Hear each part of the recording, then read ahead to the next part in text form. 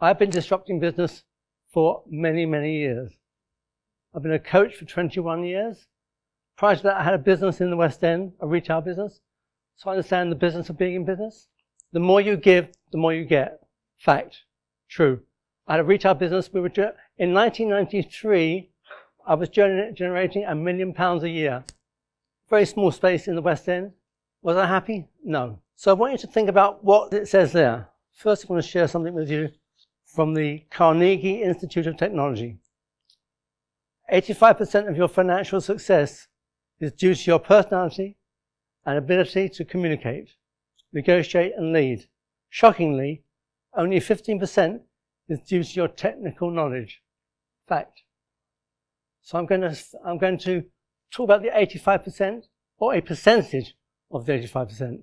But on that note, I want you to do an exercise. I want you to do an exercise with me that was created by Dr. Martin Seligman, professor of positive psychology at the University of Pennsylvania. Close your eyes, please. Everyone. Thank you. Let your eyes rest on the lid, rest on the lower part. Let your shoulders relax. And when you're ready, think of 5 things in your life that you're grateful for. Any 5 things you like. They could be a cheese sandwich. I'm grateful the weather was nice today. I'm grateful I have a loving wife. And don't forget, these 5 things, one of them could be anything at all. Could be a cup of coffee. It doesn't matter. It's just the actual act of being grateful will change your perspective on life. I do this exercise every night before I go to sleep. And for those of you that have trouble going to sleep, it's a great way to get yourself to sleep. And I do it every morning before I start my day. I've been doing it for about 5 years.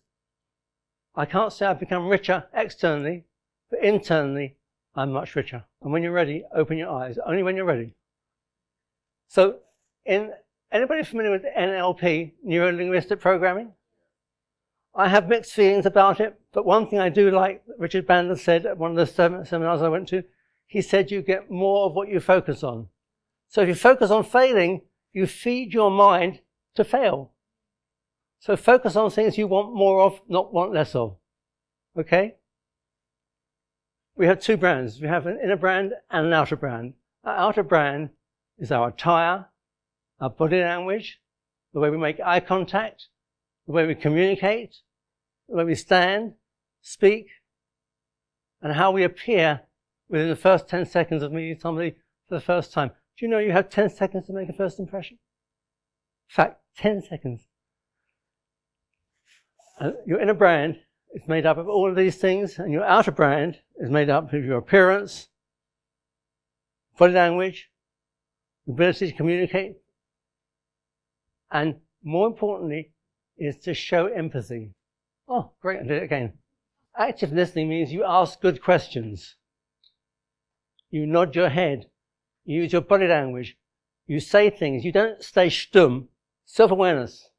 Am I engaging? Am I building rapport? Am I distancing myself? Am I distancing them? And what I want to ask you is to consider how you can improve your grooming and dress. You change the atmosphere, you change your feelings, you change your personality, and you do something else which is very important. You increase your self-esteem.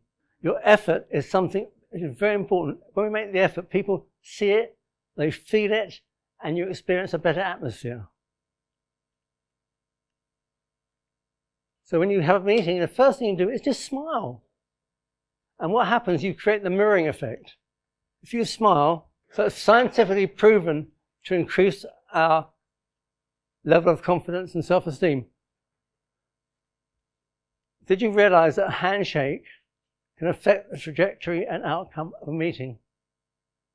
Fact, scientifically proven. There's nothing worse than a wet fish.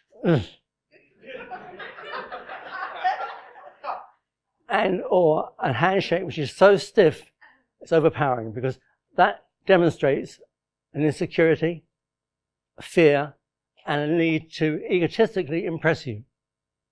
So think about it this way. The first time you meet somebody, for the first 10 seconds, smile, shake hands properly, and have upbeat body language, and show them that you're there because you want to be there, and more importantly, because you deserve to be there.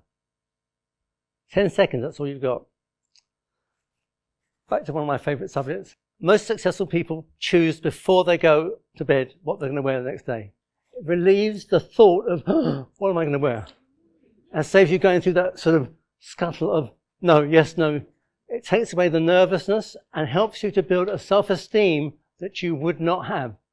So just before you go to sleep or during the evening, choose the things that you're going to wear the next day. It's like having a sigh of relief. That's done.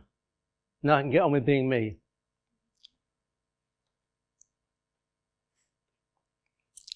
So I'm going to go through with you on my messy papers. I should rehearse this. I mean, I did actually yesterday, my wife.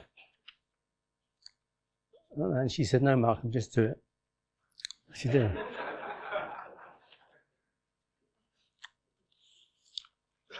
How many of you use your intuition? Hands up. Great. I want you to do an exercise which relates to your intuition. Just do this.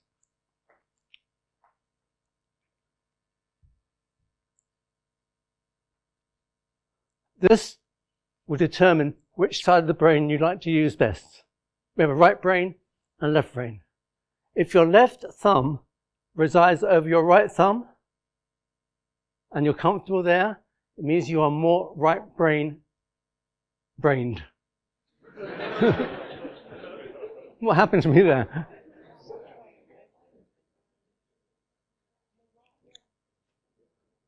That would suggest that your intuition is something you should absolutely take notice of. If something doesn't feel right, it's probably wrong. And if it feels right, it's probably right. When I don't follow my intuition, I usually end up in shit. Sorry. I make mistakes. When I'm coaching somebody, it's one of the first things I do because I want to know what side of the brain can I speak to. Will it really resonate with them, adhere to? Will they get it? Does that make sense? So for me, it's a great start, and it also brings a laugh. I was working with the head of HR, and by the way, ladies and gentlemen, it's not HR, it's HR. H doesn't exist. And the reason I'm saying that is because it's naff. I was speaking to someone who's in HR. Anyway, she was coming to this is about passion and branding. She came into the reception looking flustered, a bit red-faced, and a bit disheveled. Unusual because she's usually very smart, very together, and very nice. And I said, Anne, how are you? She said, I'm really pissed off. Second swear word today. I said, why? She said, because one of my team didn't complete a prospectus or something. And I gave her what for. I said, what did you do? She said, I shouted and screamed at her, and I told her she couldn't have that time off I promised her. Not like her at all, the woman. She was actually being emotional. And don't allow your emotions to get in the way. Your emotions will steer you in the wrong direction. Take time to reflect. Think about what you're going to say. Think about how you're going to say it. And think about how you want the message you want to convey. What she wanted to convey was, made a mistake, shouldn't have done it, let's talk about it later. Instead, she went off in a tantrum. Not good. How many of you go off in tantrums?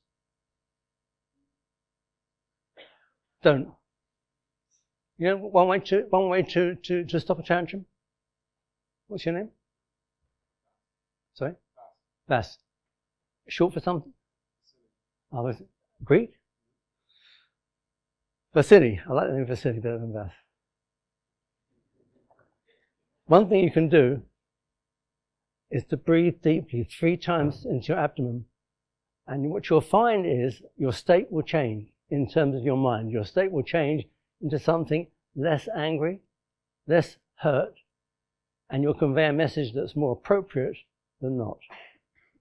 The great thing about life is you can have anything you want within reason, but you have to work at it. It takes discipline, patience, well actually 3 P's, patience, perseverance, and persistence. Never, ever give up. Doesn't matter how many times you fall, it matters how many times you get up. And I can tell you I've fallen a number of times. But I always get up.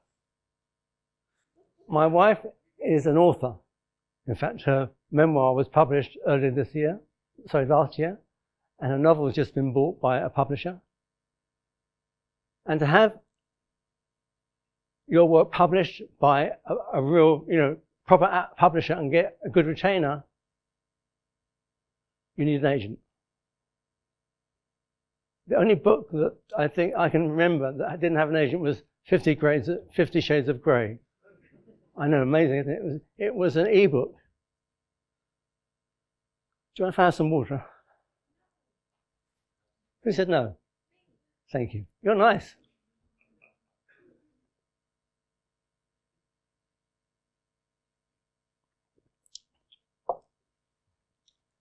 So Kate contacted, my wife, 100 agents. I'm not exaggerating. And had 100 no's. Not for us, not good enough, not right. And she tried 3 more agents, and the third one is the agent of her dreams. He gets the right price, he gets the right PR for her, and he gets the right publisher. The point I'm making is, it's not about giving up, it's about how many times you have to do it to get what you want.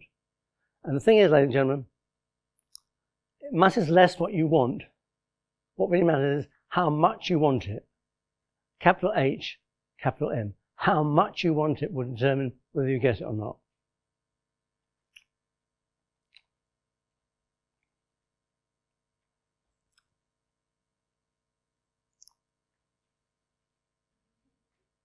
Can somebody tell me why they would like to be more active listeners? Sorry? Right. Empathy is key. It's about not being the other person. It's understanding where they're coming from, how they feel, how they might want you to react, how they might want you to respond. I mean, as a coach, it's fundamental that I have a connection with each client and that each of them has a different form of empathy. With empathy, you become more human. This is probably the most important slide of all. And I want you to really take notice of things that you can do to make improvements in those areas. Do you communicate effectively? Who would like to improve their communication skills? How many of you consider yourselves to be, big question, and you don't have to answer, but I'd like you to. How many of you consider yourselves to be introverts? Or a bit of both?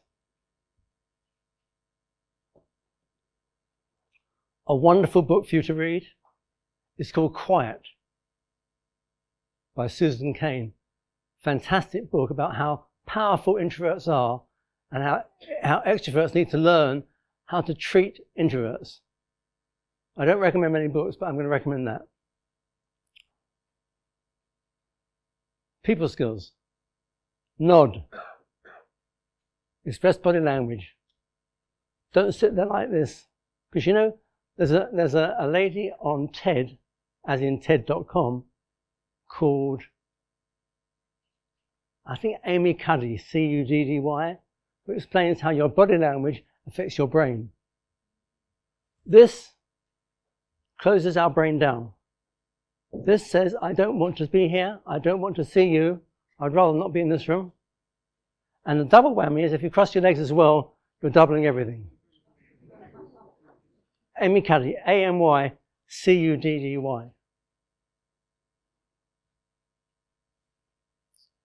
As Richard Bandler from NLP, he said you get more of what you focus on. I'm focused on getting the early train home. Because that primes my mind to be more conscious and allows me to make decisions that are better for me.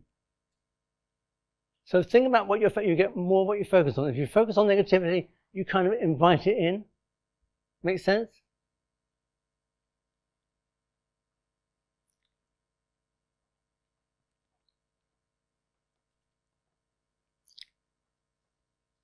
I'm going to run through these key elements of positive quality words. Kind, loyal, friendly, strong, practical, genuine, responsible, hard-working, 2 words, funny, resilient, clever, gentle, assertive, honest, creative, caring, mature, considerate, and reliable. And reliable is more important than consistent. Mahatma Gandhi was asked what he thought was more important, reliability or consistency. What did he say? Reliability. Apparently I'm finished. So be reliable.